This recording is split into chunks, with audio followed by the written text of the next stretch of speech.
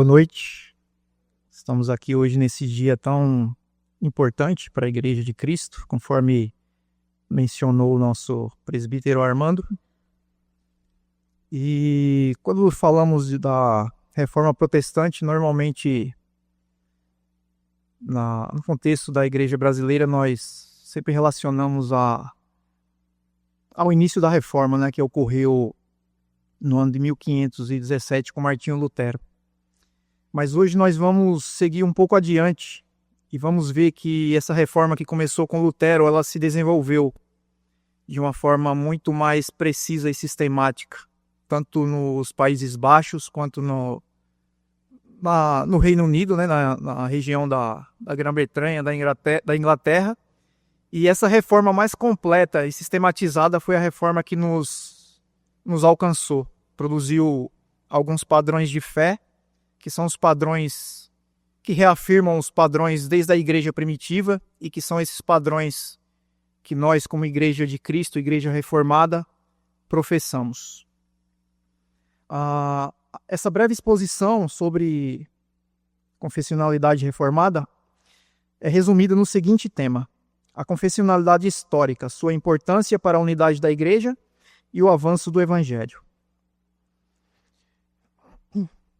Hoje celebramos não apenas um evento histórico, mas um poderoso mover de Deus que mudou o rumo da Igreja e do mundo. O aniversário da Reforma Protestante é mais do que um memorial, é um chamado à fidelidade. A Reforma começou com Martinho Lutero em 1517, quando ele afixou as suas 95 teses em Wittenberg, denunciando os abusos e distorções da Igreja Romana medieval, especialmente a corrupção do Evangelho de Cristo. Mais do que uma reação moral, a Reforma foi uma redescoberta teológica. A redescoberta nos seguintes aspectos: a autoridade suprema das Escrituras, a salvação pela graça mediante a fé, a centralidade de Cristo e a glória de Deus como fim de todas as coisas. Isso é o que nós conhecemos como os 5 solas: sola Scriptura, sola gratia, sola fide, solus Christus e soli Deo gloria. Lutero, ao dar início a essa reforma, ele acendeu a tocha, mas o fogo da reforma se espalhou e amadureceu em outras terras, especialmente em Genebra, onde a fé reformada tomou forma confessional e sistematizada. A reforma não é uma relíquia conforme muitos acham, mas é o fundamento sobre o qual nós ainda edificamos. Uma das maiores heranças desse movimento é precisamente a confessionalidade histórica, a formulação pública e eclesiástica da nossa fé. É sobre ela que refletiremos. Falaremos sobre a sua origem, a sua harmonia, a sua importância não só para a unidade da Igreja, mas para o avanço do Evangelho de Cristo. A reforma iniciada por Lutero teve seu ponto de maturidade na Reforma Genebrina. Sob a liderança do reformador João Calvino, a reforma deu um salto de profundidade teológica e eclesiástica. Genebra, então se tornou a referência do protestantismo reformado, articulando com clareza aquilo que Lutero havia redescoberto. Aspectos como a soberania de Deus sobre toda a nossa vida, a centralidade das Escrituras na adoração, na doutrina e na vida prática de nós cristãos como igreja. E a necessidade da pureza na pregação, nos sacramentos e na disciplina eclesiástica. Calvino, assim como seus sucessores, como Beza e os reformadores continentais, entenderam que a reforma precisava não apenas de um retorno às Escrituras no que se refere à pregação, mas também de uma sistematização das doutrinas bíblicas que foram ensinadas por Cristo, pelos apóstolos e pela igreja primitiva. Foi assim que, a partir dessa percepção, o movimento reformado se espalhou pela Europa e produziu as grandes confissões continentais. Essas confissões são conhecidas como as 3 formas de unidade, que são a Confissão Belga, de 1561, que afirma a suficiência das Escrituras e a pureza da Igreja.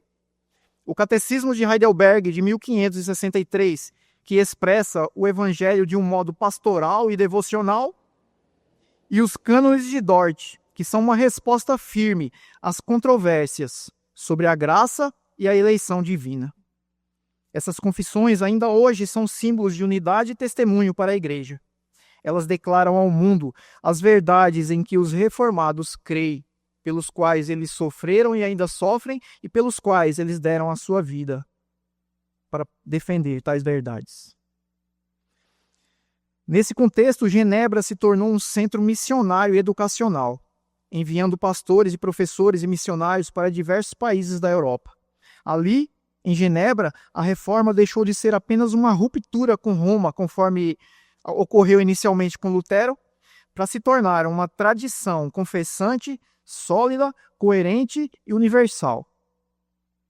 Assim, a reforma de Genebra não apenas preservou o Evangelho de Cristo, ela o sistematizou, ensinou e transmitiu através das confissões. E é justamente essa herança que veremos refletida nas demais tradições reformadas, sejam elas continentais ou britânicas.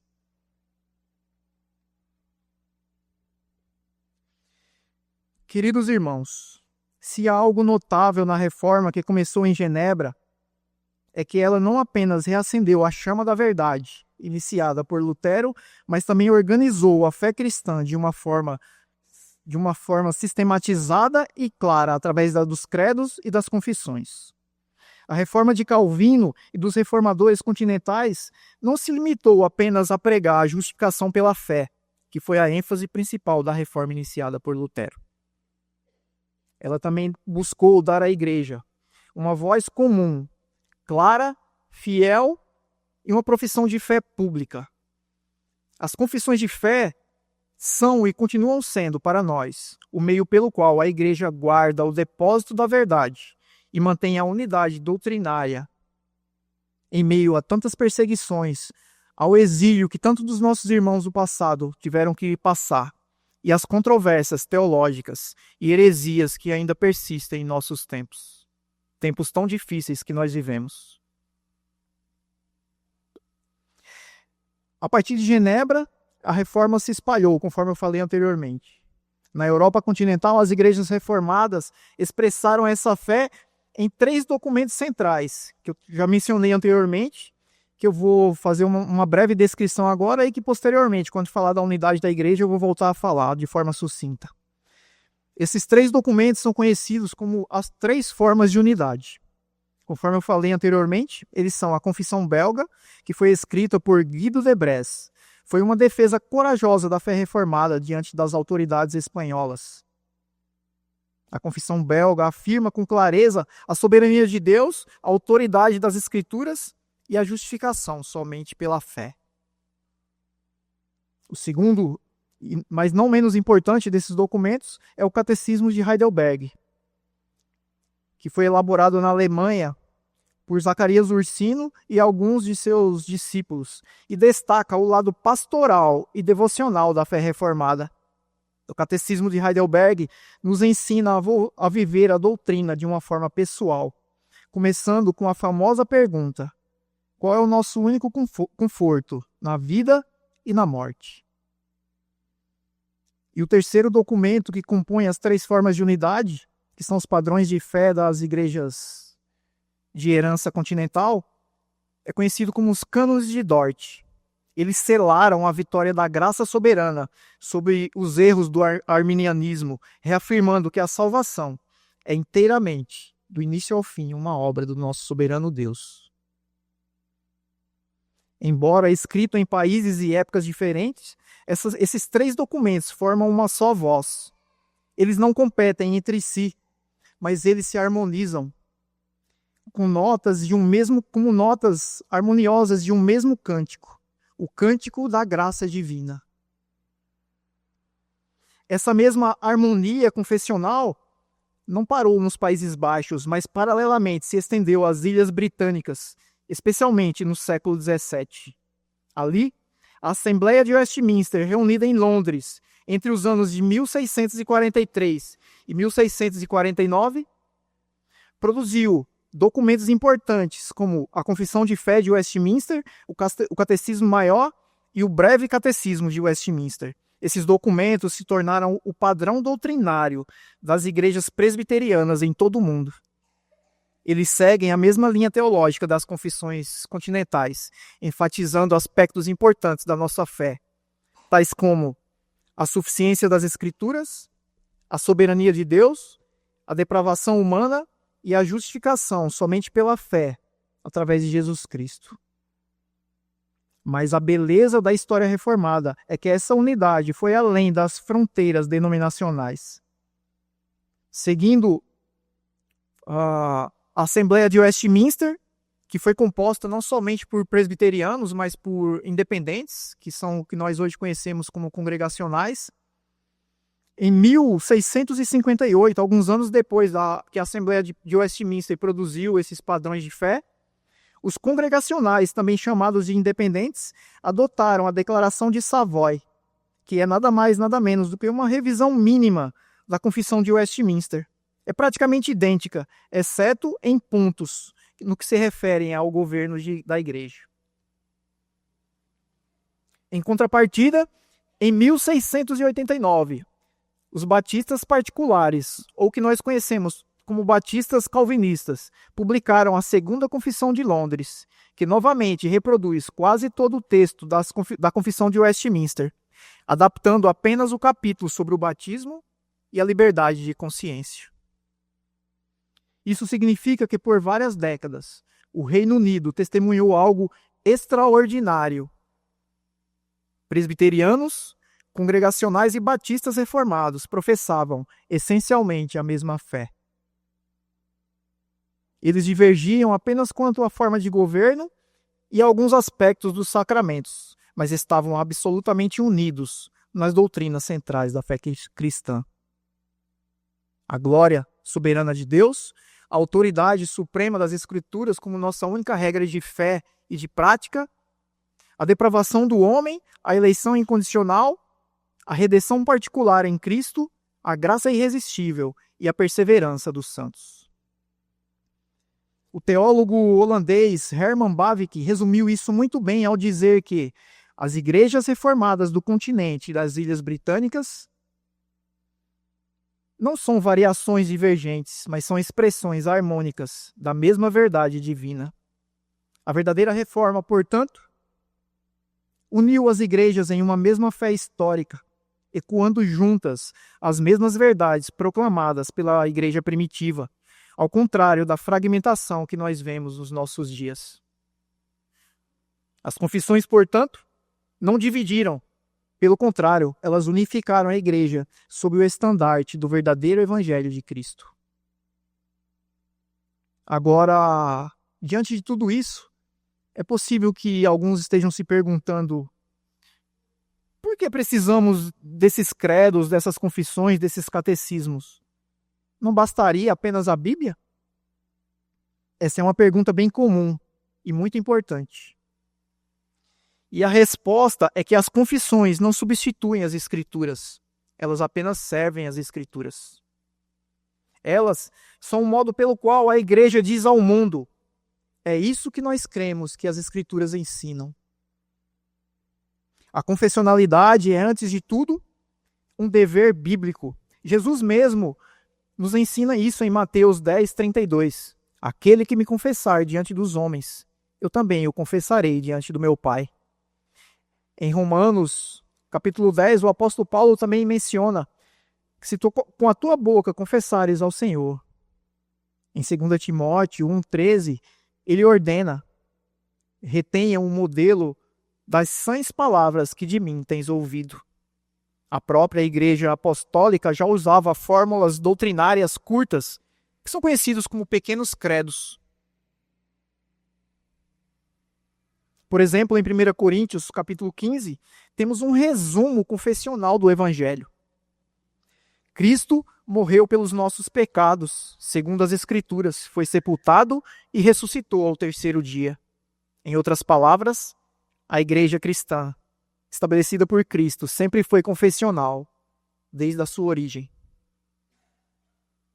E ao longo dos séculos, a igreja manteve esse padrão.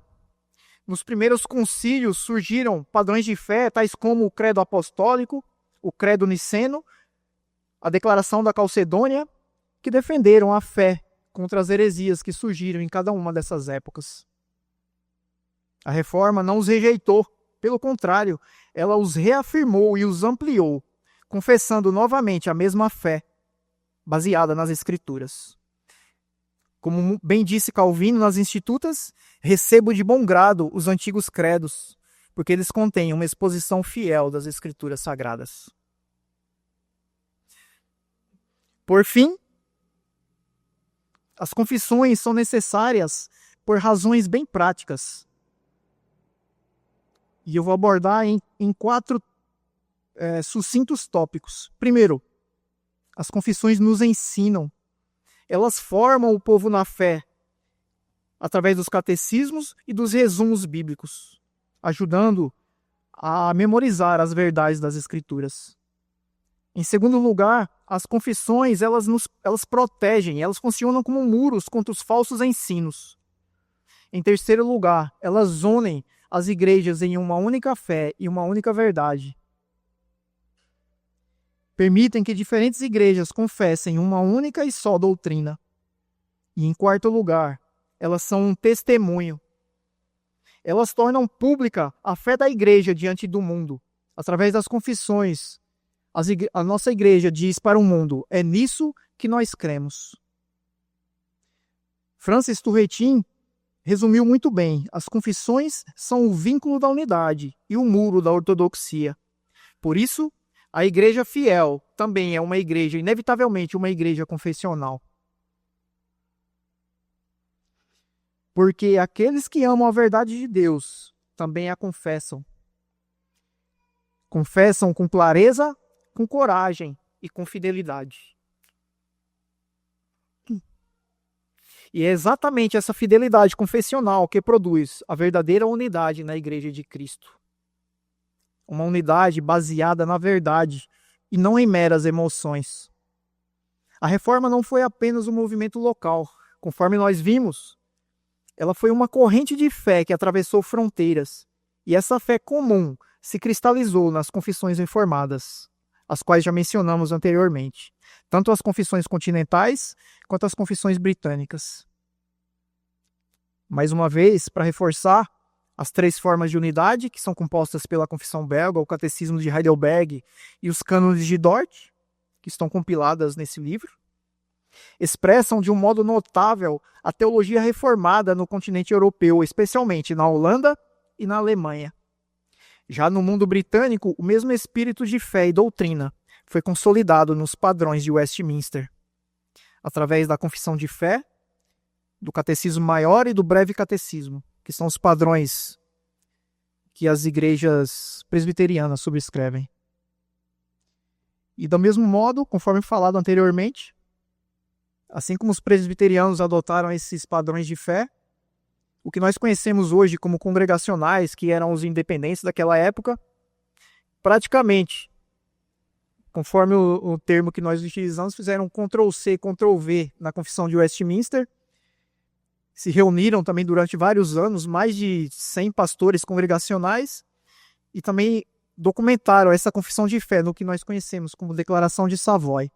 Essa aqui é uma publicação recente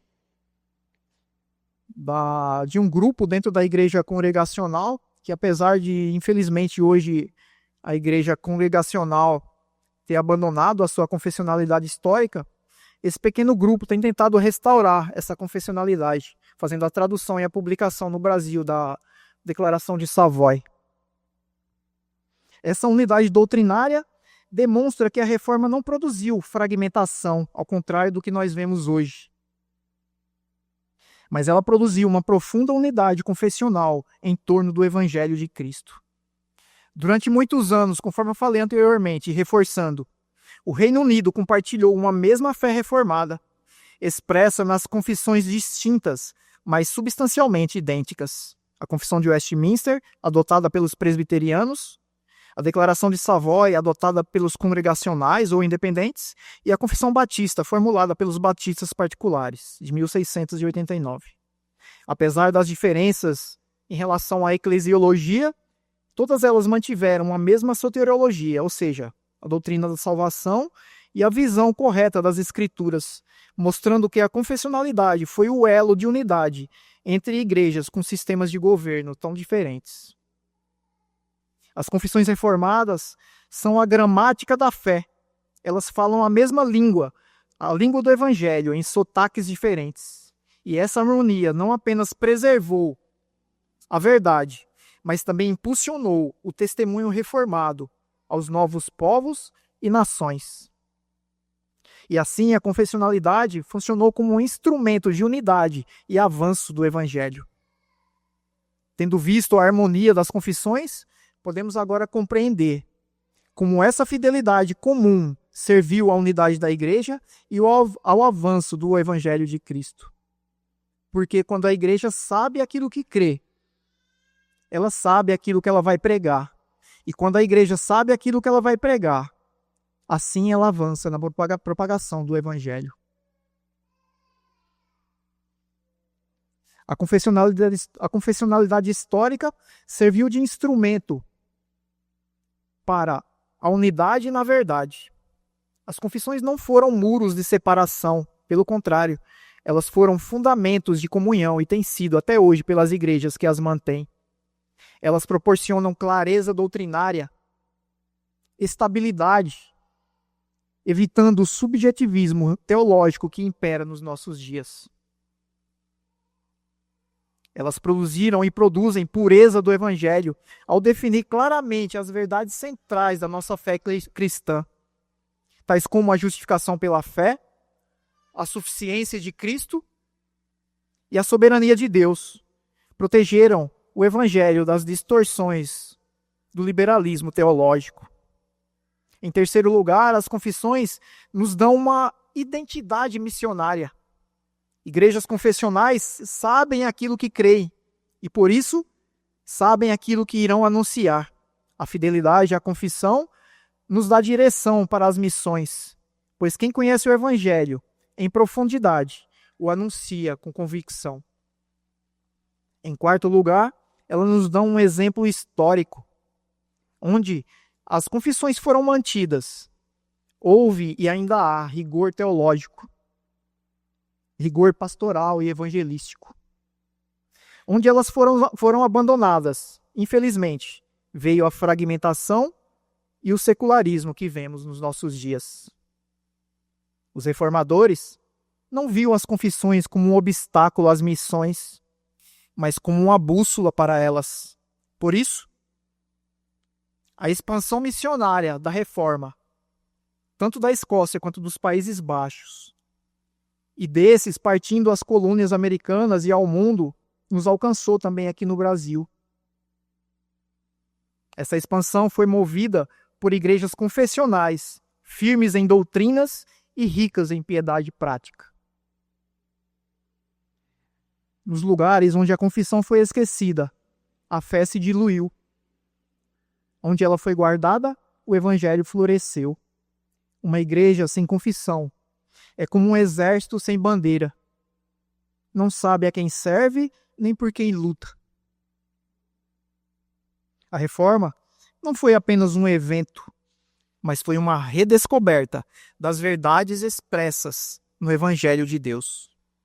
Verdades eternas, assim como o nosso Deus, eternas e imutáveis. A confessionalidade histórica é a herança que mantém viva essa redescoberta. A fidelidade às confissões não é um mero tradicionalismo, mas um compromisso com a verdade de Cristo expressa no Evangelho, a única verdade que liberta. Num tempo em que muitos buscam unidade através de emoção ou do pragmatismo, precisamos voltar à unidade, mas à unidade na verdade.